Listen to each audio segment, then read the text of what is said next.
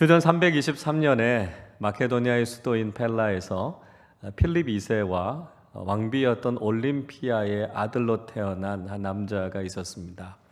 그의 아버지 필립 2세는 마케도니아의 군대를 최강의 군대로 만들었던 아주 유명한 장군이었습니다.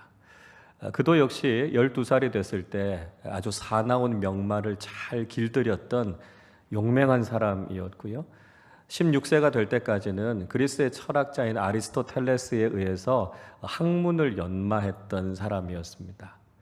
자기 아버지가 종종 이 전쟁에 나가게 됐을 때 마케도니아 왕국을 섭정하기도 했고요. 당시에 마에디라고 하는 족이 반란을 일으켰을 때 그 반란을 잠재우고 그 영토에서 쫓아내고 난 이후에 알렉산드리아라고 하는 도시를 세우기도 했습니다. 이후에 부모님이 이혼하면서 아버지와의 관계가 좋지 않게 됐어요. 그의 아버지였던 필립 2세가 경비대장에 의해서 암살되고 난 이후에 그는 약관 20세의 나이에 마케도니아의 왕에 오르게 됩니다. 주변에서 일어났던 소소한 반란들을 다 진압하게 되고요. 아버지 때부터 그가 꿈꿔왔던 대제국 페르시아 정복을 시작합니다. 전성기를 지나서 이제는 조금씩 쇠락하고 있기는 했지만 그래도 여전히 페르시아는 대제국이었습니다. 그런데 그는 조금도 두려워하지 않고 페르시아와 맞서 싸워서 이겼을 뿐만 아니라 이집트까지 공격해서 항복을 받아내기도 했습니다. 그리고 페르시아의 수도였던 페르세폴리스를 공격하게 됐고요. 다리우스 3세의 뒤를 이어서 후계자가 됐던 사람을 제거하고 결국은 페르시아를 완전히 정복하게 되죠. 그러나 그의 야망은 거기서 멈추지 않았습니다. 페르시아를 정복했던 그는 자신의 군대를 다독여서 결국 인도에까지 가서 인도와의 싸움에서도 대승을 거두게 됩니다. 그는 가는 곳마다 정복지에 알렉산드리아라고 하는 도시를 세웠고요. 마케도니아 그리스 문화 그리고 동방의 페르시아 인도 문화를 융합한 아주 아름다운 문화를 꽃피웠던 업적을 남겼습니다. 그런 그가 주전 323년에 갑자기 열병에 걸리게 되죠. 그리고 열흘 동안 시름시름 앓으면서 신음하다가 결국 33세의 젊은 나이에 죽고 맙니다. 그가 구체적으로 후계자가 누가 될 것이다 이렇게 지목하지 않았기 때문에 이후에 분쟁이 일어나지요. 다툼이 일어나게 됩니다. 그리고 그의 제국이 세 개의 나라로 나뉘어지게 됩니다. 그렇게 온 세계를 정복하고자 했던 그의 야망도 그렇게 끝이 나 버리고 말았습니다. 여러분 이 사람이 누군지 아시겠죠? 우리가 잘 알고 있는 알렉산더 대왕입니다. 역사상 수없이 많은 제국들, 많은 나라들, 많은 사람들이 세계를 제패하고자 하는 야망을 가졌습니다. 몽골의 제왕이었던 칭기스칸이 그랬고요. 로마의 초대 왕제였던 옥타비아누스가 그랬습니다. 성경에서도 많은 제국들의 이야기가 나오고 있지 않습니까? 많은 사람들은 세상을 정복하고 세상을 다스리고자 하는 꿈과 야망을 가졌던 것을 우리는 볼 수 있습니다. 그런 야망은 오늘날에도 예외가 아닌 것 같습니다. 오늘날 많은 사람들도 여전히 자기 자신의 힘과 권력을 가지고 세상을 다스리려고 하는 야망을 꿈꾸면서 살아가죠. 오늘날은 미국과 중국이라고 하는 양대 강국에 의해서 세계의 질서가 재편되고 있습니다. 중국은 중화 사상을 바탕으로 역사를 왜곡하면서까지 자신들이 세상의 중심이고 강자다라고 하는 것을 드러내려고 하죠. 미국도 오랜 시간 동안 세계 최고의 강국으로서의 면모를 과시해 오고 있습니다. 재미있는 것은요, 미국에는 외무부가 없습니다. 외교부가 없죠. 국무부만 있습니다. 1789년 7월에 상하원에 의해서 이 외무부를 설립하는 법안이 가결됐습니다. 그런데 그해 9월에 그 외무부가 국무부로 이름을 바꾸게 됩니다. 그리고 이 국무부는 내정과 관련되는 모든 업무는 다른 부서에 다 이관을 시키게 됐고요. 다른 나라의 외교부가 하는 역할을 지금 이 국무부가 하고 있습니다. 다른 나라의 외교와 관련되는 일을 국무부에서 다루고 있다라고 하는 것, 좀 극단적으로 생각해 보면 전 세계에서 일어나고 있는 모든 일들이 다 미국의 소관이다라고 생각하는 발상에서 나온 것이 아닐까, 그런 생각을 갖게 됩니다. 아무튼 역사적으로 전 세계에 있었던 수많은 사람들과 제국들이 세상을 다스리고자 하는 야망에 불타오르고 있다라고 하는 것을 우리는 확인할 수 있다는 것이죠. 예수님께서 십자가에서 죽으시고 말씀하신 대로 살아나셨습니다. 예수님께서 죽으셨다고 생각하고 절망하고 있었던 제자들에게는 예수님의 부활의 소식이 굉장히 놀라운 소식이었습니다. 부활의 주님께서 제자들을 여러 번 만나셨고 나타나셨지만 제자들은 예수님의 부활을 잘 믿지 못했습니다. 왜냐하면 자신들이 가지고 있는 상식, 또 이성으로는 이해하기 어려운 일이었기 때문이었습니다. 그래서 예수님께서는 부활의 몸을 입고 여러 번 나타나셔서 예수님께서 부활하신 것이 사실이다라고 하는 것을 제자들에게 보여주셨습니다. 그리고 40일 동안 하나님 나라에 대해서 그들에게 가르쳐 주셨습니다. 부활의 주님을 만나고 예수님의 부활을 믿게 됐던 제자들에게는 세상이 줄 수 없는 평안과 위로가 그들의 마음에 찾아왔습니다. 그리고 동시에 그들의 마음이 좀 들떠 있었고 흥분하고 있었다라고 하는 것을 볼 수 있습니다. 오늘 본문의 말씀을 통해서 제자들의 마음이 어떤 상황이었는가 하는 것을 우리가 짐작해 볼 수 있습니다. 오늘 본문 4절은 이렇게 말씀합니다. 사도와 함께 모이사 그들에게 분부하여 이르시되 예루살렘을 떠나지 말고 내게서 들은 바 아버지께서 약속하신 것을 기다리라. 예수님께서는 사도들을 불러 모으시고 그들에게 부탁의 말씀을 하셨습니다. 예루살렘을 떠나지 말고 아버지께서 약속하신 것을 기다리라, 이렇게 말씀하셨습니다. 왜 예수님께서 이런 부탁의 말씀을 하셨을까요? 물론 예루살렘은 예수님을 죽인 곳이었습니다. 그리고 제자들에게도 여전히 위험한 곳이었습니다. 그래서 고난과 핍박이 있겠지만 그것을 두려워해서 예루살렘을 떠나지 말고 하나님께서 맡겨주신 사명을 끝까지 다하라 하는 당부의 말씀이죠.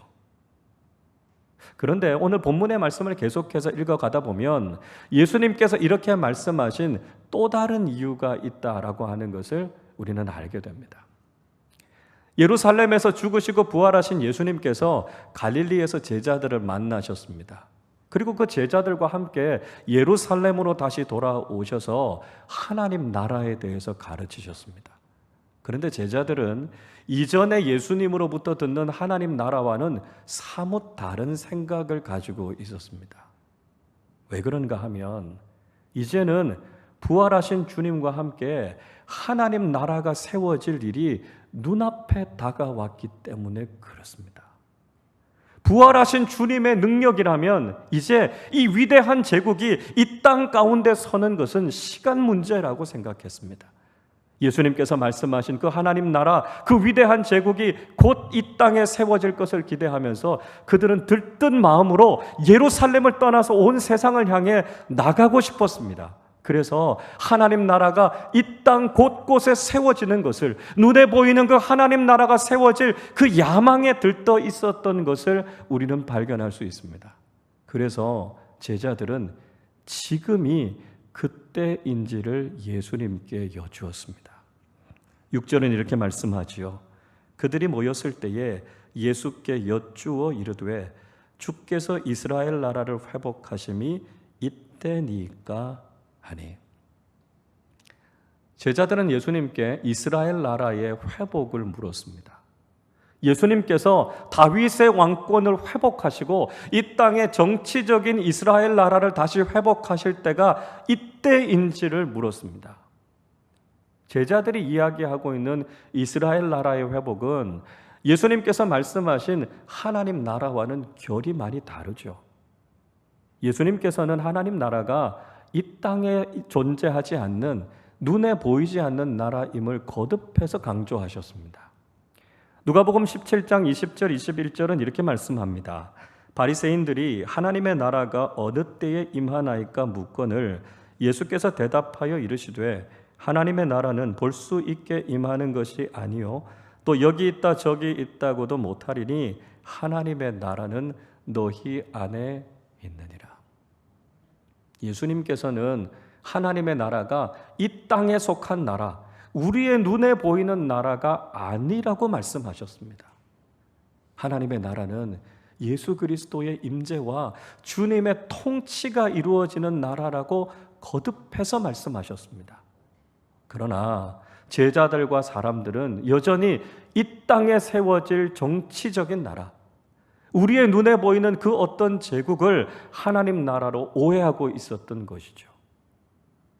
예수님의 부활을 통해서 제자들의 마음에 그 야망은 더 커졌습니다. 죽음의 권세를 이기신 예수님의 능력이라면 이 땅 위에 그 놀라운 하나님 나라를 세울 수 있을 것이라고 확신하고 있었습니다.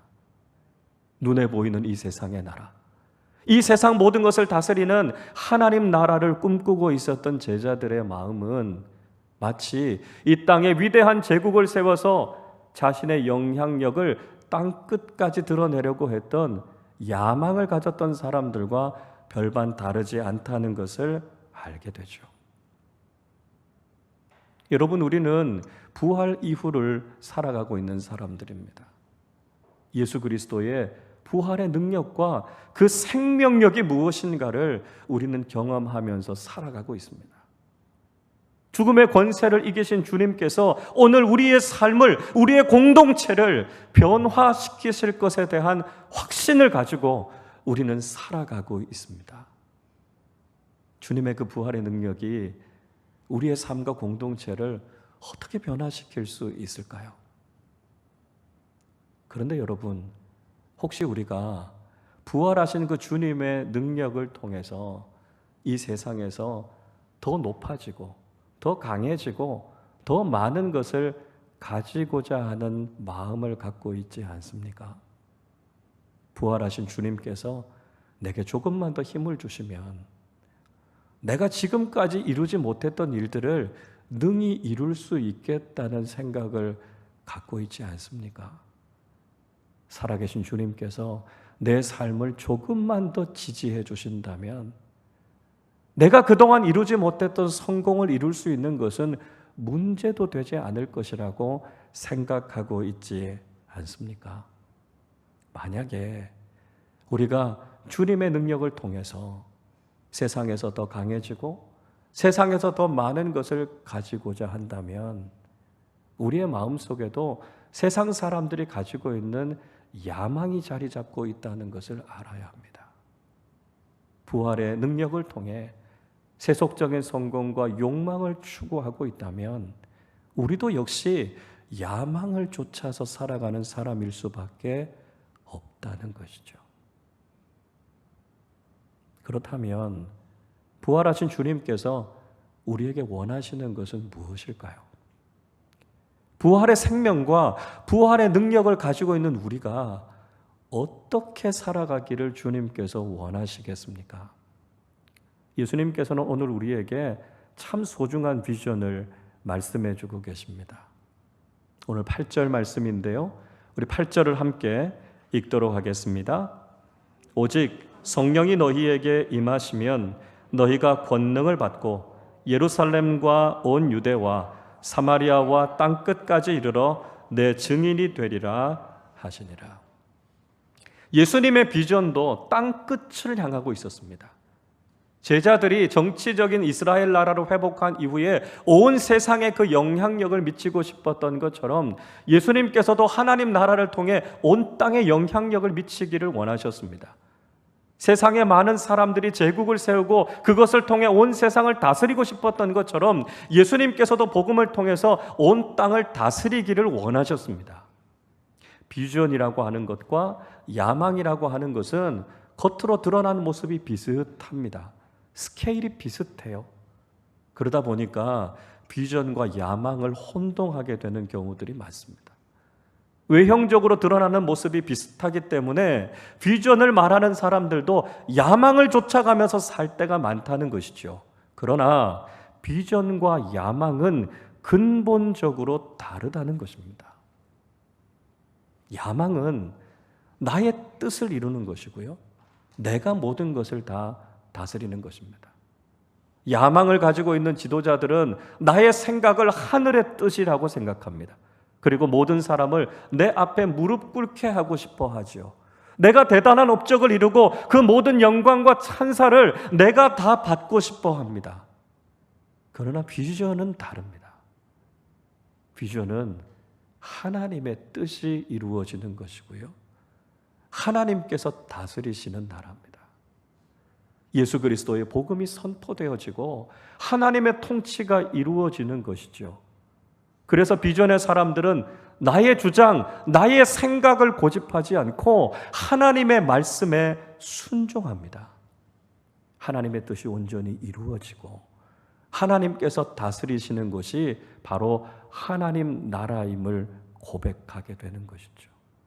그래서 헛된 야망을 추구하며 살아가는 것이 아니라 하나님의 말씀이 이루어지기를 구하는 것이 바로 하나님의 비전이라는 것을 고백하게 된다는 것입니다. 이렇게 하나님의 비전을 추구하는 사람들은 분명한 정체성을 가지고 살아갑니다. 오늘 8절 끝부분에서 예수님께서 그 정체성이 무엇인지 말씀하시지요. 내 증인이 되리라 말씀합니다. 증인이라고 하는 헬라어 단어 마르티스라고 하는 말은 자신이 보고 들은 것을 증언하는 사람을 이야기합니다. 그런데 이 마르티스라고 하는 말 속에서 여기에서부터 파생돼 나온 영어 단어가 마터라고 하는 순교자라고 하는 단어가 이 말에서부터 나왔습니다. 여러분, 이것은 우리에게 아주 의미심장한 교훈을 주고 있습니다. 우리가 비전을 따라 살아가고 하나님 나라를 위해서 일한다라고 하는 것은 우리의 힘으로 다른 사람들 위해 군림해서 그들을 억압하는 것이 아니라는 것입니다. 세상의 힘과 군사력을 가지고 세상을 통치하고 다스리는 것을 의미하는 것이 아니라는 것이죠. 하나님 나라를 위해서 일할 수 있는 중요한 도구는 바로 증언이라는 것입니다. 복음을 전한다는 것이죠. 그리고 하나님 나라를 위해서 일하고 복음의 증인이 되기 위해서 반드시 따라오는 것은 희생과 고난이라는 것을 말하고 있습니다. 복음을 증언하기 위해서 주님께서 우리에게 맡겨주신 비전을 이루기 위해서는 생명을 이룰 수도 있다는 것입니다. 주님의 증인이 되기 위해서는 생명을 거는 각오를 하지 않고는 그 길을 걸어갈 수 없다는 것입니다. 때로는 복음 때문에 우리가 생명의 위험을 경험하게 되기도 하지만 그 길을 끝까지 걸어야 하는 것이 바로 증인된 사명이라는 것을 우리에게 말씀하고 있는 것이죠. 이후에 나오는 사도행전의 말씀 속에서는 복음의 증인으로서 그 비전과 사명을 감당하기 위해 수없이 많은 사람들이 고난과 핍박과 순교의 길을 걸었다는 것을 우리에게 이야기해 주고 있습니다. 하나님의 비전을 이루기 위해서 그들은 세상적인 힘을 가지고 세상의 영광을 누렸던 것이 아닙니다. 내 뜻과 내 욕심의 제국을 세우고 야망을 추구하면서 살았던 것이 아니었습니다. 제자들이 들떠 있었던 그 야망과 관련된 일들이 그들의 삶 속에 일어났던 것이 아니었습니다. 오히려 그들은 철저하게 외면당했고 핍박을 받았고 순교의 제물이 되었습니다. 사도행전 7장에서도 최초의 순교자였던 스데반의 이야기가 기록되어져 있지 않습니까? 사도 바울은 자신의 회심에 대해서 변호하는 장면 속에서 스데반이 복음의 증인이었다고 이야기하고 있습니다. 사도행전 22장 20절은 이렇게 말씀합니다. 또 주의 증인 스데반이 피를 흘릴 때에 내가 곁에 서서 찬성하고 그 죽이는 사람들의 옷을 지킨 줄 그들도 아나이다. 바울은 스데반을 가리켜서 주의 증인 마르티스라고 이야기하고 있습니다. 스데반이 주님의 증인이 되기 위해서 돌에 맞고 순교하는 것을 기꺼이 감내해 냈다는 것입니다. 사도 요한도 요한계시록 17장 6절의 말씀을 통해서 큰 음녀, 영적인 바벨론으로 비유되고 있는 사탄이 믿음의 사람들에게 어떤 일을 행했는지에 대해서 이렇게 증언하고 있습니다. 또 내가 보매 이 여자가 성도들의 피와 예수의 증인들의 피에 취한지라. 사도 요한은 이 여자 사탄이 성도들의 피와 증인들의 피에 취했다고 이야기하고 있습니다. 여기에서도 증인 마르티스라고 하는 단어가 쓰였습니다. 증인과 피가 서로 연결되어져 있습니다. 여러분, 이것이 의미하는 것이 무엇이겠습니까? 우리가 주님의 증인으로 살아가기 위해서는 피 흘림과 희생을 감당해내야 한다는 것입니다. 주님의 증인된 비전을 다하기 위해서 우리는 헛된 야망을 따라가는 것이 아니라 기꺼이 주님을 위해 십자가를 짊어지고 기꺼이 내 자신을 희생하는 길을 걸어야만 복음의 증인으로서의 비전을 감당할 수 있다는 것이죠. 여러분, 우리가 어떻게 부활의 증인이 될 수 있습니까? 어떻게 예수 그리스도의 복음을 온 세상에 전하는 하나님 나라의 일꾼들이 될 수 있습니까? 그것을 통해서 내가 영광을 받고 내가 더 높아지고 내가 더 많은 것을 누리는 삶을 이야기하지 않습니다. 내가 죽고 내가 사라지고 그것을 통해서 오직 예수 그리스도의 십자가만 나타나는 것입니다. 나의 죽음을 통해서 예수의 생명이 많은 사람들에게로 흘러가는 것이지요. 나는 죽어지고 나는 사라지고 나는 쓰러져도 오직 복음만이 나타나는 삶이 예수 그리스도의 증인된 삶이라는 것입니다. 예수님의 오실 길을 준비했던 세례자 요한이 요한복음 3장 30절에서 이렇게 고백하고 있지 않습니까? 그는 흥하여야 하겠고 나는 쇠하여야 하리라 하니라. 야망이 아니라 비전을 이루는 삶은 내가 쇠하여지고 하나님의 말씀이 흥왕하는 삶입니다. 나 자신을 드러내고 나 자신의 뜻을 이루려고 하는 야망이 아니라 복음의 중심이신 예수 그리스도를 드러내기 위해 기꺼이 나는 사라지기를 결단하는 삶이 바로 복음의 증인된 삶임을 우리에게 말씀하고 있습니다. 그런데 중요한 것은 그것이 우리의 결단과 우리의 노력으로는 불가능하다는 것입니다. 내가 아무리 결단하고 내가 아무리 노력한다 할지라도 우리는 내 안에 있는 야망을 꺾을 수 없습니다. 왜냐하면 우리가 죄인의 본성을 가지고 있기 때문이죠. 죄인의 본성이라고 하는 것이 무엇입니까? 왜 에덴 동산에서 아담과 하와가 타락하게 됐습니까? 그것은 그들의 마음속에 자신들이 하나님처럼 되고 싶은 야망이 있었기 때문입니다. 선악을 알게 하는 그 나무의 열매를 따먹으면 하나님처럼 눈이 밝아질 수 있다는 사탄의 속임수에 넘어갔기 때문입니다. 지금도 죄인인 우리 안에는 인간적인 야망이 있습니다. 그래서 우리 스스로의 노력과 결단으로는 그 야망을 꺾고 비전을 향해 나아갈 수 없다는 것이죠. 예수님께서 십자가를 지시기 전에 예수님의 제자들은 절대로 예수님을 버리거나 예수님을 외면하지 않겠다고 다짐했습니다. 그들의 단호한 결단은 결코 꺾이지 않을 것처럼 보였습니다. 12명의 제자들이 하나같이 주님을 위해 자신의 생명을 내놓겠다고 말할 때 인간적으로는 얼마나 든든하고 힘이 됐겠습니까? 그러나 그들의 결단은 다 무너져 버리고 말았습니다. 수제자 베드로로부터 시작해서 모든 제자들은 예수님의 십자가 앞에서 다 도망가 버리고 말았습니다. 가룟 유다는 심지어 예수님을 파는 자의 앞잡이가 되어버리고 말았습니다. 우리가 아무리 결단하고 우리가 아무리 노력해도 우리의 힘으로 우리의 뜻으로는 내 안에 있는 야망을 꺾을 수 없다는 것이죠. 여러분, 그러면 우리가 어떻게 주님의 비전을 이루는 사람들이 될 수 있겠습니까? 어떻게 우리의 야망을 꺾고 주님께서 우리에게 부탁하신 복음의 증인으로서의 삶을 살 수 있겠습니까? 4절에서 예수님께서는 아버지께서 약속하신 것을 기다리라고 말씀하셨습니다. 그것이 구체적으로 무엇이지요? 5절의 말씀을 우리 같이 읽어보겠습니다. 요한은 물로 세례를 베풀었으나 너희는 몇 날이 못되어 성령으로 세례를 받으리라 하셨느니라. 아멘. 예수님께서는 제자들에게 성령의 세례를 내려주시겠다고 약속하셨습니다.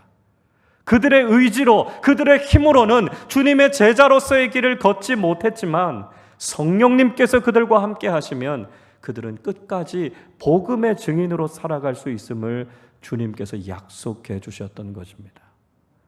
8절에서도 한 번 더 주님께서 강조하지 않으셨습니까? 오직 성령이 너희에게 임하시면. 여러분, 다른 길은 없습니다. 오직 성령께서 우리의 마음을 주관해 주시고 우리의 삶을 다스려 주실 때 우리는 헛된 야망에 이끌리는 삶이 아니라 하나님께서 우리에게 맡겨주신 이 거룩한 비전, 복음의 증인이 되는 삶을 살 수 있게 된다는 것이죠. 여러분, 하나님께서 우리에게 내려주시기로 약속한 것을 기다리는 사람들이 되십시다. 세상의 헛된 야망을 추구하며 살아가는 것이 아니라 주님께서 생명을 다하시며 우리에게 맡겨주신 복음을 증거하는 증인의 사명을 감당하는 믿음의 사람들이 되십시다. 내 힘으로, 내 결단으로는 그렇게 살아갈 수 없지만 오늘도 우리와 함께 하시는 성령의 역사하심을 통해 주님께서 맡겨주신 증인의 비전을 온전히 감당해 낼 줄로 믿습니다. 여러분, 그러나 그 길은 결코 쉽지 않을 것입니다. 그 길은 평탄하고 아무런 어려움 없이 걸어갈 수 있는 길이 결코 아닐 것입니다. 세상에 조롱이 있을 것이고 사람들의 손가락질이 있을 것입니다. 때로는 고난이 있고 때로는 우리의 생명의 위기를 경험하게 될 수도 있습니다.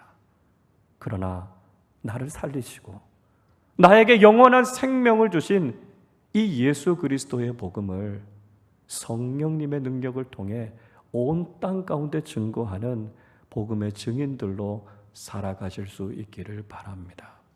지금도 내 안에서 꿈틀거리고 있는 세속적인 야망을 잠재우고 성령 하나님께서 우리 안에 불일 듯이 일어나게 하는 복음의 증인된 사명을 온전히 감당하는 우리 모두가 되실 수 있기를 바랍니다.